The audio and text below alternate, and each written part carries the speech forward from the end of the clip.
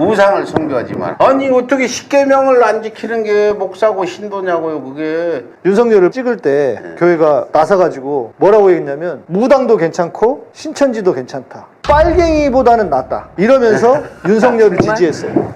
자, 무당과 신천지면 기독교의 10계명의 1계명이 뭡니까? 너희는 나 외에 다른 신을 두지 말라예요. 네. 그러니까 그것들이 교회입니까? 자기들이 교회가 아니라는 걸, 하나님을 믿지 않는다는 걸 반증했잖아요. 그렇죠. 그러면서 무슨 놈의 교회라고 얘기하냐고. 윤석열을 지지하는 순간 아니 무당도 괜찮고 신천지도 괜찮대. 이게 뭐 말이에요 막걸리예요. 이게 무슨 놈의 신앙이냐고요. 신앙이라고 하면 안 되죠. 안 되는 네. 거예요. 이미 자기들이 교회가 아니라는 걸 다 선포한 네. 겁니다 이미.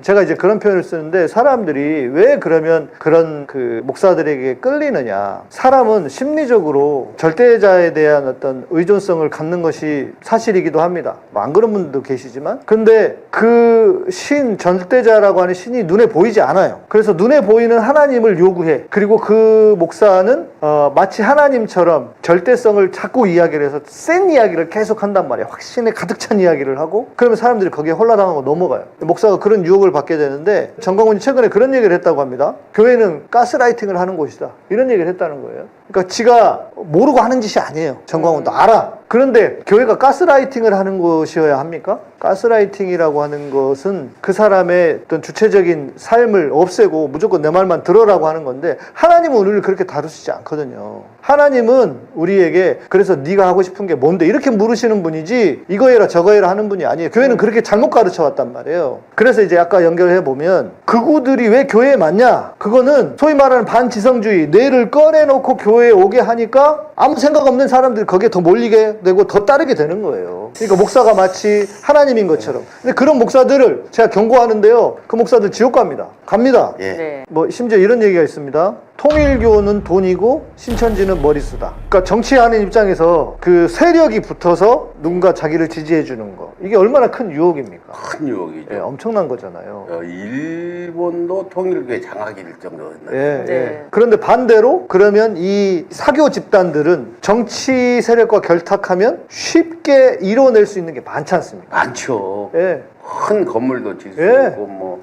자기네들을 지켜준다고 생각하죠. 그러니까요. 그리고 지금 국진당에서 하고 있는 것처럼 뭐 명부 내놔봐라 신천지 통일교 찾아보게 그랬더니 뭐 정치 탄압이다 이렇게 나와버리고 종교 탄압. 네. 네. 그러니까 이제 서로 방패막이를 해주면서 서로의 이권을 챙겨갈 수 있는 상생의 구조. 나쁜 의미에서죠. 결국 그게 상생이 아니라 서로 망하는 것인데 네. 이 유혹을 생각해보면은 그 전에는 통일교가 없었습니까? 그 전에는 이런 악한 종교 집단이 없었습니까? 사이비 집단이? 그래도 국민의힘이나 그런 소위 말하는 보수 정권이 그래도 이렇게까지 노골적으로 그러진 않았어요.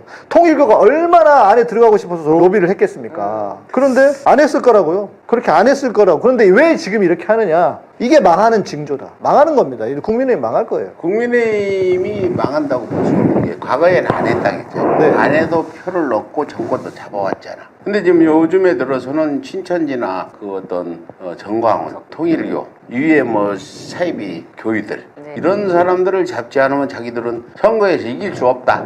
이런 절박감 때문에 그와 밀착되는 것 같은데 갈수록 이게 더 심화되겠습니까? 어떻게 좀 완화돼서 정상으로 돌아갈 것 같습니까? 그러니까 그래서 저는 종교를 뭔가 통제할 수 있는 법 만들면 좋겠다고 했는데 그건 현실적으로 어려울 겁니다. 대신 저는 이렇게 말하고 싶어요. 종교도 사회 구성의 일원, 교회도 사회 구성의 일원이잖아요. 그러면 사회법으로 다스리면 되는 겁니다. 예를 들면 이런 거예요. 그 안에 있는 수많은 비리, 신천지, 통일교 그 비리들이 얼마나 많겠습니까? 대형교회 그 비리들 수도 없이 많을 거예요. 그 기준으로 그냥 똑같이 적용을 하면 되는 겁니다. 저는 극우 교회만이 문제가 아니라고 봅니다. 그러니까 극우 교회는 문제가 표출이 된 것이고요. 그 본질적으로 볼 때 교회가 과연 성경이 말하고 있는 예수님을 믿고 있는가? 제가 볼 때는 아닌 것 같거든요. 세 가지로 말씀드렸잖아요. 돈과 복과 그리고 반공. 그러니까 반공이 복음인 줄 알고 반공이 신앙인 줄 아는 사람들이 많아요. 반공을. 네. 왜 이런 일이 벌어졌냐? 이제 우리 아픈 역사인데 아시다시피 제주 4.3 관련해서도 소위 말하는 서북청년단의 태동도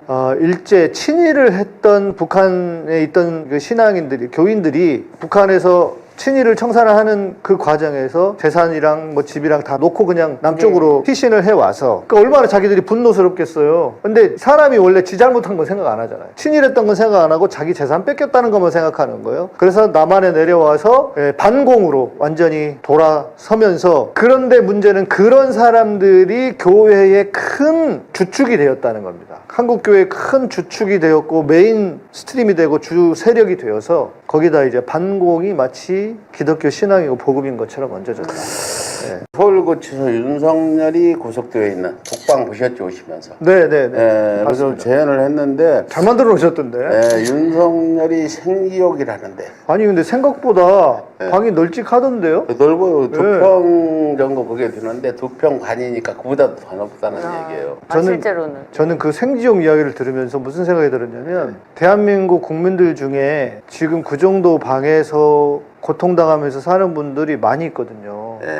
그런데 그걸 보고 생지옥이라고 했으면 진짜 자기 표현대로 생지옥에서 사는 국민들이 얼마나 많았는데, 그리고 얼마나 자기가 편한 세상을 살았으면, 지멋대로 그냥 온갖이 편한 세상을 살았으면 그런 식으로 함부로 말을 하는가, 이런 생각이 들었어요. 내가 서울구치소 가서 사는 독방은 0.8평, 윤석열이 사는 방은 한 2.5평이니까 한 3배 정도 큰데 생지옥이라는 게 부끄럽지 않나요? 그 좁은 방에 0.8평에 사는 사람이 바로 옆에 있는데 뭐 나경원 등등 뭐 이런 사람들, 김문수 등등 이런 생지옥 얘기하고 있잖아요. 당연히 죄를 지면 생지옥에 들어가는 게 맞지 않아요. 죄값을 치러 들어가는데 그것조차 인식하지 못하고 지금 그런 짓을 하고 있는 윤석열과 그 무리들, 참. 제가 늘 이렇게 말씀드리지만 악한 자들은 처벌하는 게 용서입니다. 왜냐? 그래야 잘못한 줄을 안단 말이에요. 평생 지멋대로 살고 맨날 법을 우습게 여기고 법을 가지고 장난치고 하던 윤건이죠. 두 사람이 지금 감옥에 들어갔는데, 구치소에 들어갔는데, 그런 사람들을 제대로 처벌을 해야 다시는 그런 인간이 나오지 않는다. 그런 차원에서 보면, 전체적인 사회적인 차원에서 보면은 그것이 용서다. 처벌이 용서다.